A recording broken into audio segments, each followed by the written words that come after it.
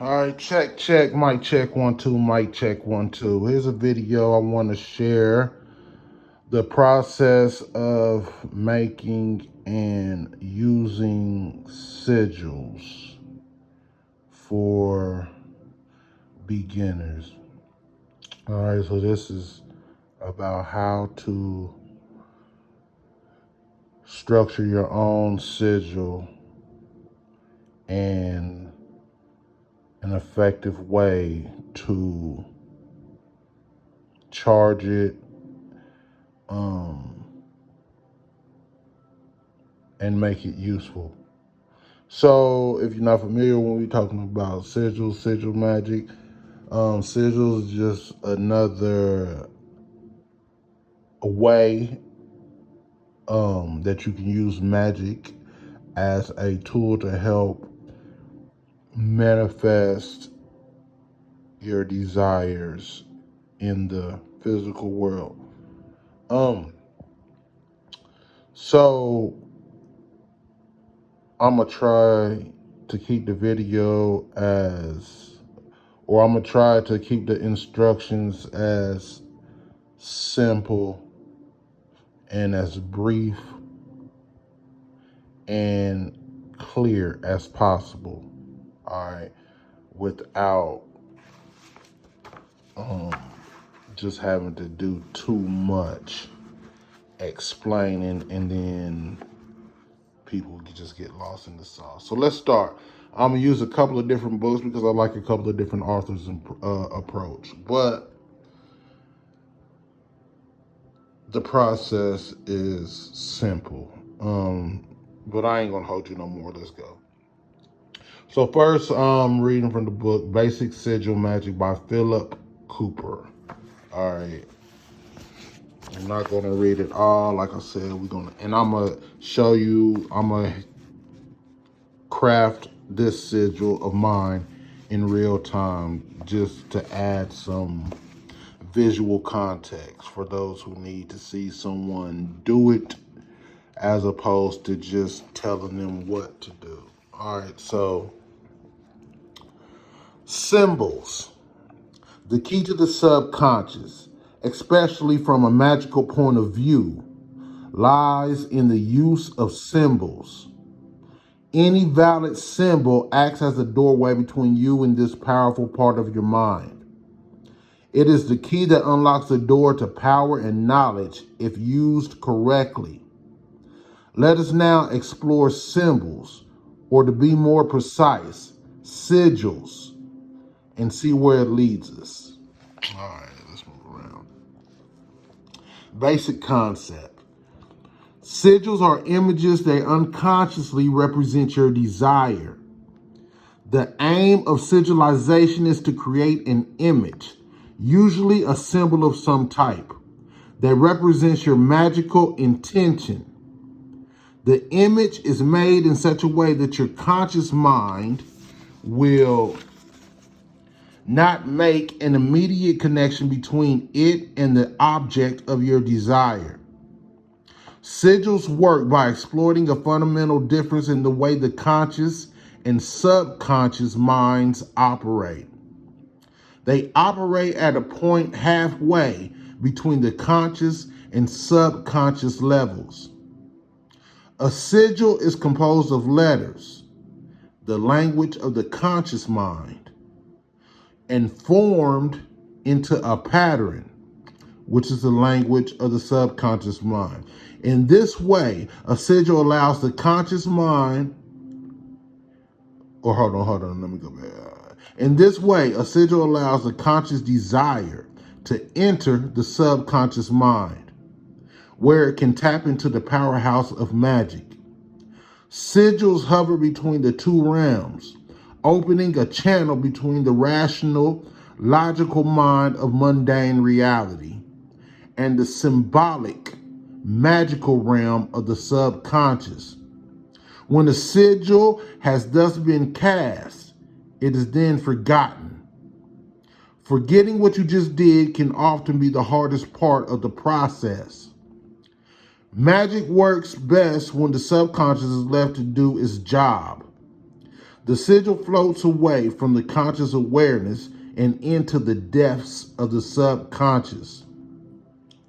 As long as you do not dwell on the intention whenever it pops up into normal consciousness, a problem termed lust for result, then it should not matter too much. In other words, you need to forget what you want in order for the subconscious to get to work on your desire.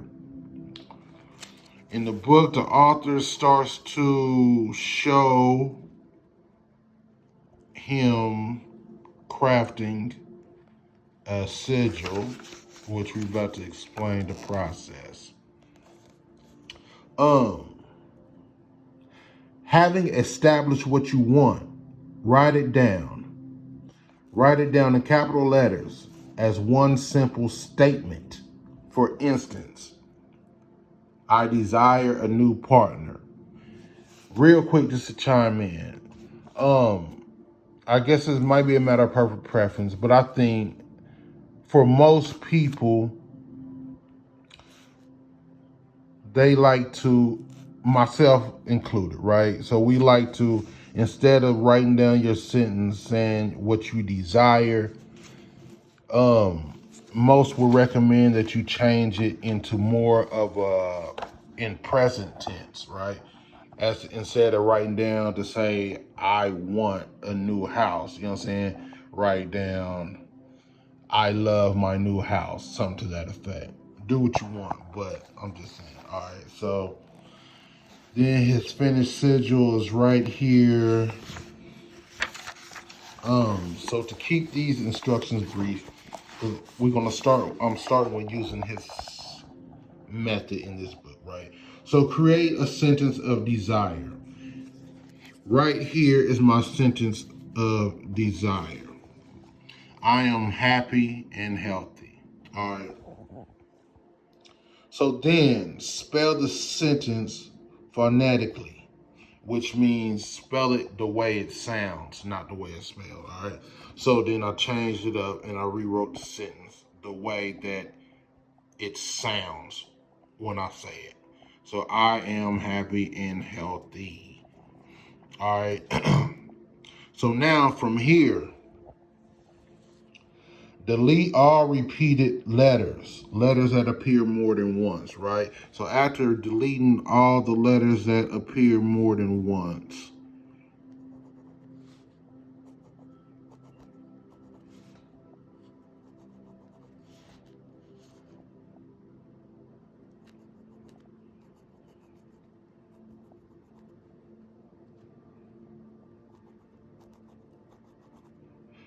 then these are the letters that I'm left with, right? Now, we're going to leave that one at this, right?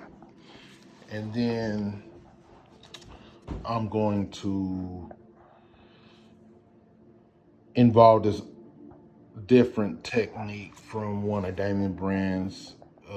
Anyway, but let's do it. All right, so now that you got it down, right? Now that I got these are the letters I'm left to deal with. The whole purpose of the process is you're taking your initial desire, your initial intention, that sentence, right? So, and the whole thing is to make it abstract as possible, which means to disguise it. This is the whole purpose of making a sigil. The sigil is just you taking your desire and turning it into a symbol, right? The symbol itself should not remind you of your initial sentence of intention. The symbol shouldn't remind you of that, you know what I'm saying? But it is that intention that you're programming into the symbol, right? Being that the subconscious mind really operates on like riddles and puzzles and symbols, right? The symbol is just like a hidden message. All right, to keep it simple. All right, but let's go. All right, so now let's make a symbol from using these letters that I left. I could do some other things and cut the letters down even more, but let's just rock. So E, all right, so E, Y. I'm just doing something quick for just for purpose of using an example. So then the A. All right, M. Let's say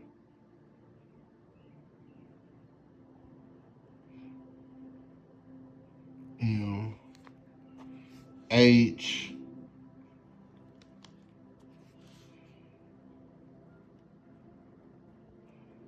Let's say that's the H. A P.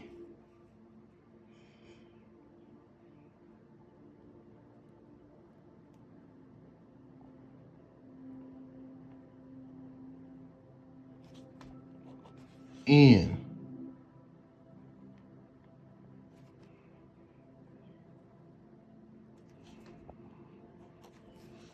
A D.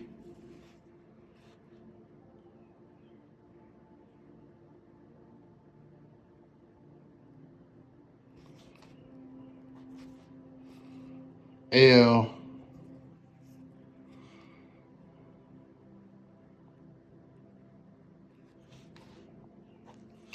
And a T.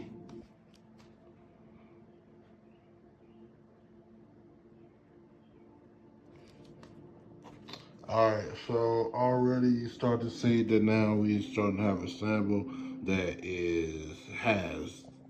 doesn't have any logical connection to what it means, right? All right, so then make it even more strict, right?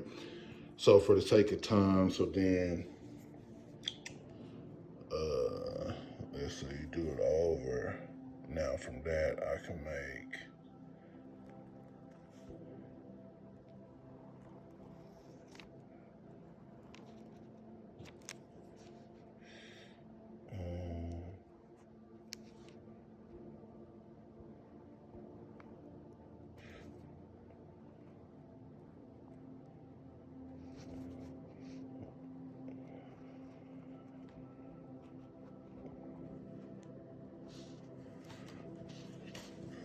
you can.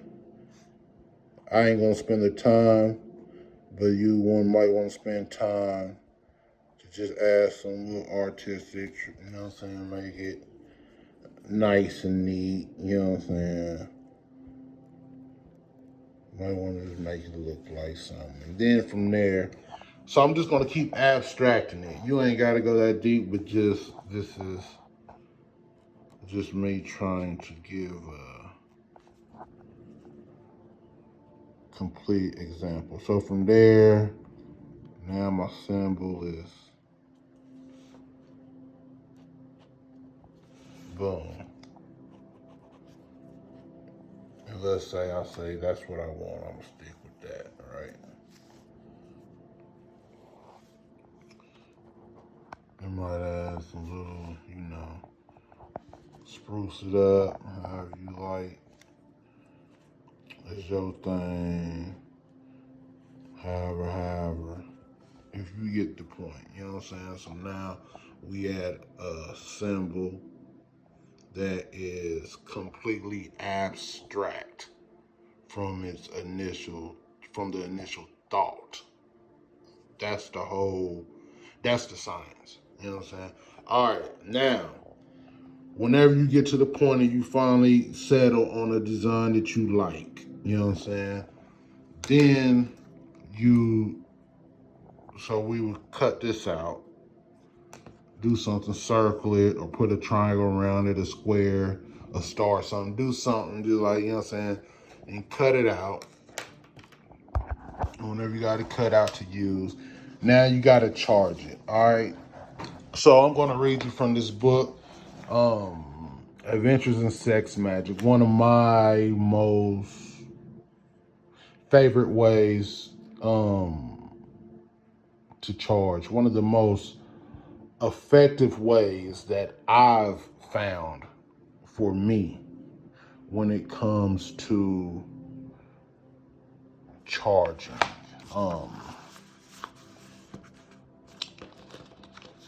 So anyway, this